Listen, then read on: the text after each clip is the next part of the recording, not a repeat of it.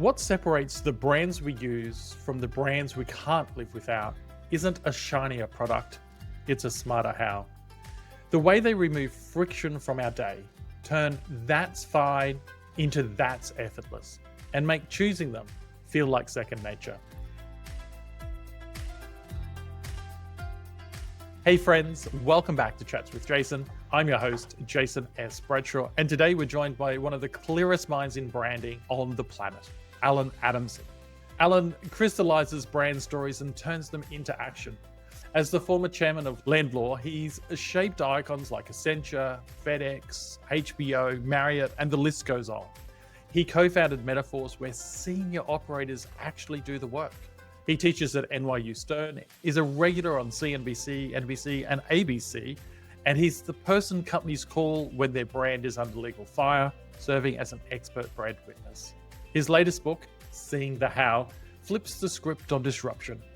Win not by what you sell, but by how your customers experience it. Today, we'll unpack how to spot and simplify the moments that create unfair advantage, why branded experiences beat big budget ads and how to design them, and the brand playbook Alan gives founders, CMOs, and boards when the market shifts under their feet. If you're a leader who's tired of adding more features, more funnels, more noise, then this conversation will help you make things easier and growth inevitable. Alan, welcome to the show. Thanks for inviting me. It's a pleasure to be here. With that sort of intro, I should probably say that's all and end it there on a high note, but thank you. I know that I just gave the audience a headline of your career achievements and the impact that you have. I'm wondering, what's a tiny moment recently where a brand made your day easier and you thought, why doesn't everyone do it like this? We have to put it in context because COVID forced lots of companies, certainly here in the States, but worldwide, to reimagine how they interface with customers. Nothing like a little disruption to force innovation and fresh eyes. Still amazed at how many things changed in that 1 year that took 10 years without moving. But small things still catch my eye. I tell a story in the book about how Ace promised, Ace Hardware is a local hardware store, to be a better partner in keeping your house from falling apart. And over time, they've been getting better at it. When I have a problem, I used to go in and try to describe to the person, here's what's going on. Now, before I go in, I'll send them a video saying, here's the pipe that's leaking. Do you have this part? And can you show me how to use the wrench? And so that is one big area. Another big area is in car repairs. I know your background is in the auto business a bit. And 2 years ago, when I first bought a new car, I took it into the dealer for service. And typically the consumer insight is once the dealer or car repair place tells you need X, Y, Z, and this part has to be flown in from Germany, you're calling American Express and saying, please up my credit limit. So you have a skepticism. But they didn't do that. They sent me a video under the car saying, look here, I want to show you this brake. Look how thin it's become. And this is why you need a new brake. And now I'm inside your engine compartment. And look at this belt here. It's starting. And all of a sudden, a simple picture is worth 1,000 words. Makes me trust my repair diagnosis a million times more. Yeah, it's phenomenal how that experience has evolved and the difference that it's making to the consumer's perception of reality. There's a couple of things I want to circle back on from what you said there. First of all, you said it's amazing how the pandemic fast-tracked innovation within organizations. Things that would normally take 10 years took a year. Why does it take such major disruption for a business to take off their blinkers and to innovate fast? And we could spend several episodes of your show talking about it. If it ain't broke, don't fix it. It's probably the number one thing. If everything's going fine and changing something involves risk, investment, and most companies are in the risk reduction business, the investment minimization business. So if people are happy going into the store and picking up everything and taking a shopping cart and putting it in their trunk and then driving, and they don't want you offering them the opportunity to have somebody hand you the bag that drive through windows, is a big investment. And, no one's asking for it because part of it is consumers also don't have fresh eyes. This is the way it is. This is the way you do car repairs. The guy writes down on a piece of paper, you need 15 parts. You don't even know how to spell them. He puts a big number there. And my brake line, I'm not going to crawl under the car and take a mirror. So simple things like that, you need some disruption because organizations by definition are using mostly rear view mirrors in terms of this works before. Every plan is an annual plan looking forward. People are happy buying it this way, doing it this way, until somebody, usually a smaller disruptor, changes the game. One of my favorite stories is when you used to buy big appliances in the US, it's a big investment, be it appliance or a car, and there was a publication that was around forever. It was called Consumer Reports, and they would rate all the washing machines, which one's going to clean better, break faster, make less noise. But it was very confusing. It was done by a McKinsey sort of thing. You had 3 balls on the durability, 2 stars on quietness. It was impossible. You had to be a McKinsey consultant to try to analyze which washing machine should I get. And then a startup happened, New York Times bought it, called Wirecutter. And you say, I want a pair of headphones that I want to use in the park for running only on weekends. And what's most important, it rains. Boom. They say, this is the headphone for you.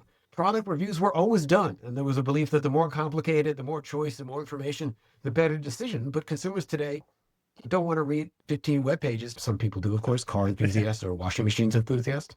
But there's a perfect example that somebody looked at the market and said, isn't it crazy? It's so complicated to get some professional advice on making a big purchase.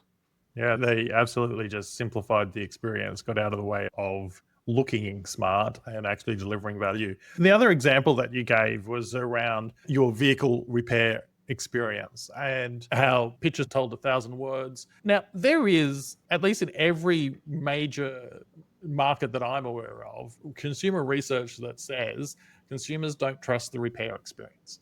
And then at every industry conference I ever went to within the automotive sphere, there was someone getting up on stage saying, we've just piloted or we've just implemented the exact video experience that you spoke of, and yet 80% of brands still don't do it, despite the fact that it leads to higher retention, happier customers, and repeat sales. Why, despite data, does big business still sometimes resist that urge to move with the obvious? I was a brand manager for many years in brand management at Unilever, and they pride themselves on the product. They worship the products. This Dove bar, Alan, wash your face this side with Dove and this side with Olay. And you'll see they are so hardwired to having it be all about the product that they don't know how to zoom out. How can somebody spend this much money in a car without knowing about the torque and the handling and the braking distance and the acceleration? I just think they are myopically focused. And they also have something else going on, which you alluded to, which is they tend to hire people that are like them. So if you go to a beer company, they have a lot of people who, I know beer. I've been in the beer business 20 years, and this is the way we sell beer. We do a promotion at the bar, and everyone does high fives. And until somebody looks at it from the outside and say, that's strange. Have you ever thought of this? There was an old Seinfeld episode where George Costanza, the character, decides that his life is going so badly, he's just going to do the opposite of what his intuition is. And my view is that if people in business say, look, this is the way we've done it, what would happen if we did the opposite? And I think they'd be surprised as to how many innovations they would get.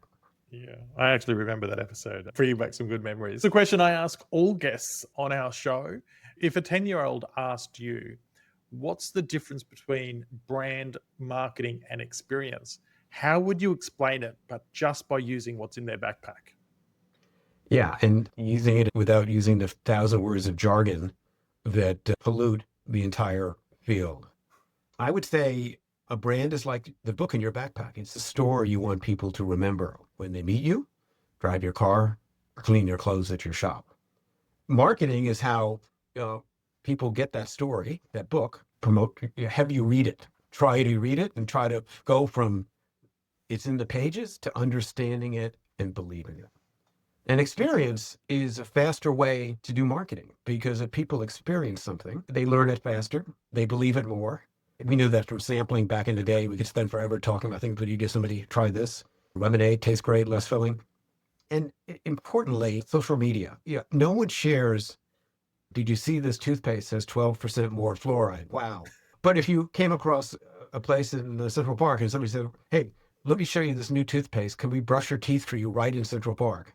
And all your friends videotape yourself getting your teeth brushed, you would share that. And then when you went to Costco or to Target to buy, you say, I like the taste of it. And it's a good story. My friend thought it was really funny. I'm going to buy it. I love the line, experience is the faster version of marketing. I think that could be the soundbite of the year. I also love how you unpacked and demystified the differences between them all. And I think as people that spend our lives in this space, it is easy to just throw a lot of words at it to make people feel that it's important. But in reality, it is as simple as you described. I'm wondering, was there a specific moment in your career where it clicked for you that improving the how, improving the experience, beats adding more features? A couple. The big challenge was that in a time long ago in a galaxy far away, if you developed a better mousetrap, you had a better mousetrap for a while. In today's marketplace, if you have a better mousetrap, if you have it overnight, that could be good. So differentiating, which is the rocket fuel of brands, has been evaporating for years. And so it became clear that I can't win on somebody using, when I work with P&G and dishwashing liquid, showing how much cleaner you got your dishes. That story was not going to win. All I could win with was maybe a package that became a scrub brush that made it faster, or maybe a refill, or maybe an environmental package. In other words, it's been happening for a while, but now that differentiation is no longer the holy grail, marketers need to zoom out and say, I can't tell you that this smartphone is any better than the other one. They both are the same size, same screen, same battery life. I've got to make the experience so when something goes wrong with your smartphone, you don't want to talk to an AI bot. You want to go and find somebody in a blue shirt that says, look, here's how you do it now. You were pushing the wrong button on the iPhone, and I thought you knew how to. You need to disrupt the business, which I think is driving, everyone talks about Apple for years, but I think the fact that you can spend an hour with customer care on Apple trying to find out why your Microsoft PowerPoint app is not opening is an indication that they're there to help you solve life's issue. They're not there to say, well, if there's something with your Apple app, we'll happily take care of it. But if it's not opening somebody else's, good luck to you. No, they still sometimes do that. And people don't talk about it. People are not conscious of it. But when they're making a decision in technology, simple always wins. No one wants to read instruction books. Remember when you used to buy all electronics? You would get a book that says in 14 languages.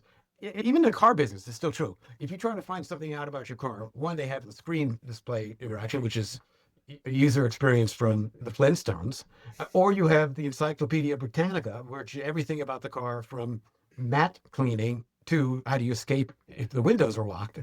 Somebody's got to look at that and say, you ever wonder why, when you have a question on the car, you have to read a book. Yeah. It's also fun when you do look at some of those manuals, like, why is my car not starting? Have you checked to see if you've got the key with you? Yeah, I'm glad you've wasted a page on that. It's true that we do talk about Apple a lot. And I think it just reinforces the power of the experience lens that they operate through versus the product lens. Now, I think you could still argue that Apple is somewhat product led, but because their culture is about the elegance of the product. Yeah. Google released a teaser ad just in the last 48 hours where they show you generations of Apple iPhones, and switch in it is, if you're sick of unboxing the same product every single year, unbox the new Google Flip 10 that you can unbox, you can open up twice. And they're really playing on the fact that the product itself, the Apple iPhone itself, hasn't materially changed in looks and physical feel for 5 years or so. Yet many would argue that Apple still wins the conversation. People, when they think smartphone, they might not buy an iPhone, but they reference Apple in the conversation. Is that purely driven by the experience that they're known to deliver, or is it something else? I think it's driven by a consumer insight that says when you're using technology, the last thing you want to do is go into a store and someone say, you didn't have the key in the car, or here's the on button for your phone. And in that world where people don't want to be embarrassed, the comfort of saying, I know how to work an iPhone, I know how to do the software update, I don't have to read the instructions, I can call somebody, get somebody live, I can go on and speak to a blue shirt who will spend time with me setting up a new computer. Consumers don't want to feel stupid, and having a system that they are confident in doing, which is why the promise is they don't have to say it. People, users know that if you switch from a PC to a Mac, or Mac to a PC, or you switch from Android to iOS, if you're not really technically fluent, you're going to be sitting not able to get on the subway because your phone won't automatically jump to Apple Pay, or you'll be entering a new credit card and have to relearn how to upload. And they're constantly taking friction out as it ever gets to Apple, but AI will make that across the board. I think it's the soft stuff in experience that I have a good experience. It ain't broke, don't fix it. The reverse, from a consumer point of view, that I think keeps them chugging along. Yeah, yeah. Well, it'll certainly be interesting to see how their brand story continues to unfold. You get the privilege of meeting with CEOs of Fortune 500 companies in the work that you do regularly. If a CEO was to say to you, we just need to add another feature to a product, they're absolutely convinced that the only thing that they have to do to improve their business is to make the soap cleaner, to make the product have a new gadget attached to it. How do you gently flip that thinking in just a few sentences so that they open their mind to your way of thinking, which is about improving the how? Yeah, it's really tough. I wish I had an easy way, because you can say, well, do you remember something called the DVR? And you could, if you ever wanted to record something and didn't do it. I worked for a B2B industrial company as a client for many years, and they were doing the same way of business, renting equipment to construction and contractors for 30 years, stock through the roof. And they sold belly to belly. In other words, it was about their people being on a construction site, getting their belly next to the customer belly and saying, here, you need this forklift. But then a CEO came in whose motto was, I'm an impatient guy. And he was totally driven by watching his daughter live a completely digital life where she could order anything, get anything delivered. And he became passionate, saying, why do you have to call us up and speak to somebody to make a reservation? You needed a change agent there, because the stock wasn't going down. The money was coming in. The massive case of everyone was happy with their profit sharing. And no one wanted to invest in a lot of technology that would cost millions of dollars and hard to execute, until you had a leader who said, I see him around the corner. And if we don't do this, one day we'll be disrupted by a company that provides a better experience, better how. But there's no easy way. Usually they do it when the sky is falling, revenue's going down. And my previous book was Shift Ahead, Why So Many Great Brands Have Disappeared. Because by the time the tide is going down, there's no money to invest. The best talent has already left. If you only start thinking about how to change your experience when sales go down, it's almost always game over. I think there's also another danger zone is when companies do invest in improving the experience, and they might invest in it over a number of years, 5, 6 years or longer, and they think they've nailed it. And so they stop investing in the experience. Yeah, and experience is hard to do, because unlike adding more fluoride to the toothpaste or putting a new windshield wiper on the car that squeaks less, you have to rely on a human being, at least for the short-term future, to deliver that. I worked with an insurance company. They had the brand line, we're in the business of caring. And they told their people to be very caring on the phone when people called up for their, why am I not getting reimbursed? But they also said you have to do 24 calls an hour to get your quarterly bonus. Even though they tried to be caring, the structure was, we need efficiency. I'm sorry, Alan, you have that problem. Here's our website. Let me send you to that. And if you continue to have trouble, call me back and get in the phone free, and take 20 minutes to get to me again, at which time I'll tell you I have no time and send you back to go without collecting your money. So it's people, changing people. I've worked a lot in hospitality, airlines.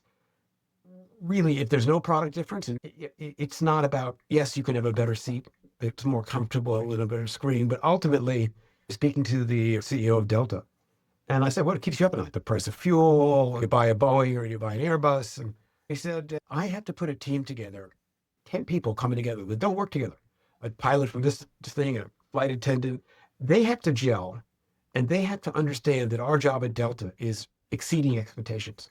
And no matter what it takes, getting that culture to deliver a better experience took a lot of time and requires constant investment, because once you get the experience here, somebody else takes it here, and it's just much harder to change customer experiences if it's primarily delivered by the most powerful touch point, a human interface. Yeah, it's interesting that you bring up the airlines, because at the end of the day, a 747 or a 737 or Airbus A380, doesn't matter what brand's on the outside, they all very much have a similar product, physical product. But Right. I'm sure, like me, you've sat on a Delta flight and you've thought this is the best flight ever. And then the next Delta flight, or Right. American for that example, you're like, Yep. why am I flying them? So we know that the human to human experience is the best emotional connection that you can deliver through an experience. How do we create cultures where we do more often than not get that alignment around all the moving parts to deliver an experience that is worthy of remark, or an experience that is worthy of loyalty? It comes down to simple strategy, difficult execution. Danny Myers is a very famous restaurateur, but his business is completely built on finding people that have that natural warmth and being happy. Because if you're unhappy, whether you're at FedEx, I spent a long time working with them, or at Delta or at Marriott, there is no way you as an individual are going to deliver. You'll deliver it when somebody's watching you and you're on video and you're asking for a rating after the call, please push 2. And if your employees are not happy, it's impossible. So it's never about training. It's about the basics. In Danny Meyer's case, he screens for people that have that natural DNA skill. Yeah. Yeah, it makes sense. I've always said that recruitment is one of the most crucial steps to the culture of the organization, because Right. if you get that wrong, it's going to have its flow-on effects. You've mentioned the word friction a lot. If we were to go for a walk together through any business, where would you look first to start identifying friction, and what's your approach to addressing it quickly? It's a great question. I think you pick the one that's going to give you the highest chance of really hitting it out of the park. If you try to tackle a really big problem, it's going to take a long time and you need time to iterate and you need money. But I am a believer that you pick things that you are sure your culture, your company business strategy can execute well, and do the easy ones first. Don't build a racetrack for your cars if you can't get the dealer to answer the phone. We can spend a whole show in that, but pick something that your company, your culture, be honest with yourself. Who are people? What are they naturally good at? And pick an experience, because you're better off one success at a time rather than famously boiling the ocean. Yeah, yeah. Having success versus building a multi-year project that by the time it's delivered may not even be right anymore. Yeah, and B2B companies do a ton. When I was running a big agency, they said, we're going to have a better way to manage your expenses. And they gave us a whole platform. People had to scan receipts. You had to change behaviors, and it cost $1 million and another $1 million. And it took 4 years till it even broke even with fill out this paper form and we'll send you a check. Pick things that you can get easy wins on. Yeah, that makes a lot of sense. So what are one or two simple checks that tell you that a brand is truly distinctive versus just being different? They've done something for their customer that is at the core of why they do business with you. It's not, oh, this has an extra feature on it or we'll accept 24-hour returns. It's looking at their customer and saying, what would they need to become super loyal? So I made a startup a couple of years ago when I went to visit my daughter in university, and she was in a sorority house, and I went to the front deck of the house, and it was shipping and receiving. There were Amazon, Target, Sephora, and I spoke to a couple of the kids. I said, how do you return things? And they go, well, we don't have a printer. I don't even know where the post office is. We just leave it in our room and maybe we'll return. And this company saw that. And for people who are heavy shoppers, they started Return Queen, and they pick it up for you. They submit it. They tell you that Amazon hasn't refunded this yet. In other words, they manage, it's sort of like a shipping and receiving manager before you talk about how easy it is to drop off this box and wait in line at the drugstore. Wow. Talk about creating a new service industry, identifying that some people are too lazy to return their product for free. So we'll do it for you. Or you do it for you, or the heavy users, they buy so much in return. That another thing of COVID, and that was my job during COVID, as everything was delivered. I was in the shipping and handling department. I had to return the things and undo the boxes, and we were getting everything dropped off in a box. And it was a full-time job, in addition to trying to keep my business going. Yeah. We all had a few pivots during that time. So AI is something we haven't touched on a lot, but the reality is it's here and it's growing. How can AI scale the how, but do so in a way that's not removing the heart from the experience. I think it's coming. I'm not as surprised as some people, perhaps, as to what AI is doing when you ask it a question, how thorough the answer is, whether you're asking it about leaky pipe or what the best podcast to listen to is. But I'm not surprised because I grew up watching a lot of Star Trek and science fiction. In that world, having a computer smarter than you that could tell you what's around the corner is that an alien that's going to hurt me, yeah, was part of that world. And I think we're there. But they need to make it more human. Just typing on a screen. Ultimately, you want to be sitting next to the smartest kid in class when you're in a store and say, Jason, I can't. There are 20 shampoos here. Look at my hair. I'm going to shave my hair. Look at my credit cards. Yeah, they're all overdrawn. Which shampoo should I buy? So you want to give them non-structured questions because it's never about which has the highest reviews. They have to personalize it, which is why I'm still somewhat optimistic that if Apple could figure out how to do this and connect your AI to your calendar, to your context, to your mom's birthday, and say that it's your mom's birthday tomorrow, do you want me to send her some cupcakes?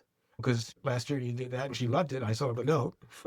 I think that's where AI is, but probably 5 years from now. But I'm skeptical whether it will still replace a human because the best experiences I learned when I was working with Marriott and some of their higher end brands was the surprise that a creative employee did for a customer. I'm sure you've heard the stories about how a kid left a teddy bear in a room and everyone sent it back, but the Ritz-Carlton people took the teddy bear around the hotel and they photographed it in the pool, on the beach, and it created a little book for the kid saying, I'm sorry you forgot Teddy, but let me tell you, Teddy had a great time here. Don't worry. And you can't look at 1,000 customer complaint letters and triangulate what that little bit of creativity did for their brand. But I assure you, the parents that got that book will be hard pressed to say we could stay at a hotel for $4 less, but I don't think so. Yeah, it's true. Ritz-Carlton is, from an outside perspective, the Ritz-Carlton is still providing a bed, a clean room, a hotel experience, but it's the overlays that they put on it that are delivered by people. Right. I've had the privilege of holding a number of events at Ritz-Carlton, and you go through the planning process and what food and what room and all the rest of it, and yet they still find a way to add a level of personalization that you just simply don't get elsewhere because other properties are focused on the product and not on the experience. And why I'm bullish about experience is because social media is the most important marketing tool, and no one shares ordinary. No one shares the hotel's going to mail me back the teddy bear or Delta refunded me the Wi-Fi charge when it didn't work. They're going to say, Delta gave me a laptop to use on the plane that was hardwired to the pilot system. Or they rented a Starlink and put it in the back for me. You have to do something to surprise people. And once they share it, that's the fuel that is going to drive brands and businesses going forward. Now, just a couple of questions before I let you go. You talked about having hope for Apple and AI's future with Apple. And you gave us this excellent example, although some might be worried about just how much personal data is being ingested. You gave us this example. Tomorrow is your mother's birthday. She loved the cupcakes you sent last year. She loved the flowers. Do you want me to organize them again? And completely get it. Completely understand and agree that's probably a path we're going down.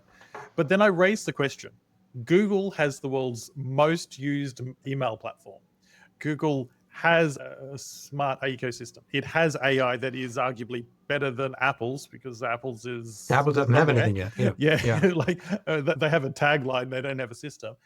So in theory, they already have the capability to send me a reminder at very least to say tomorrow's somebody's birthday and they like the flowers you sent last year. Should I order it again? And they're not doing it. What's holding them back? What's holding Apple back? No, what's holding Google back? They've already got all the data. They've already got the tool. I think it's the people that are most likely, in my experience, to try new things are economically further ahead. And the user base of Apple is much more affluent than any other phone. I think privacy is going to be key. And if you believe Apple has higher privacy, and people are comfortable in the Apple ecosystem. So they're not going to buy a new phone just to get mom some donuts on her birthday. But if they trust the Apple brand, if they don't muck it up and do what Elon did to Tesla, then I think they have a fair shot. Their audience, their comfort with their products, their confidence, and to feed in only the things they do. So I do think the decision to delay the improved Siri, which is terrible, because you have one shot to make a first impression. It's my favorite expression. And so don't bring anything out that's not ready for prime time. Start with something you can over deliver on before you make a promise you might under deliver on. So if I'm reading in between the lines, you think Apple's playing it smart by delaying a half-baked update to the existing Siri There's more product? brand damage. Right. Their expectation for Apple, I think, is I don't have to read instructions. It's going to work, and it'll work reliably, and then I trust it. And once you try it and you say, Siri, tell me how to get to Jason's house, and it sends you to Cleveland, you're cooked. Yes, absolutely. Alan, before we wrap up today, I'll get you to complete this sentence for me. If you want customers to love your brand, stop blank and start blank. So replace the word blank. If you want customers to love your brand, stop blank and start blank. Stop doing what you did yesterday and start surprising them with something delightful. There we go. Yet another great takeaway. Start surprising your customers with something delightful. Alan, it's been an absolute pleasure having you on the show. Enjoyed it. Enjoyed the conversation. Thank you. Thanks to Alan for a masterclass on why brands we love don't just sell better, they make life easier. Your quick challenge is to do a 10-minute friction walk this week. Pick one step in your customer journey, remove or simplify it, and note the before and after. Small change, real momentum. If this episode helped, hit the follow or subscribe buttons, leave a short review, and share it with one leader who needs a nudge towards simpler, smarter experiences. I'm Jason S. Bradshaw. Transform your experience to transform your business. Thanks for listening to Chats with Jason.